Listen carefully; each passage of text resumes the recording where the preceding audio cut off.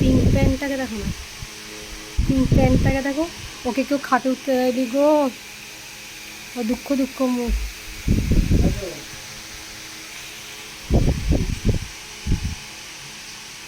ও capsule, কি হয়েছে মা, তুমি নিচে কেন? কেউ উঠতে দেয়নি? এ বাবা গো,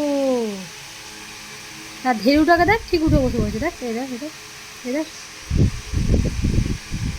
রিপোর্টার, ভিতু রিপোর্টার, এটা বলবো না তো। হয়েছে, চল সিরিয়াস পাশে।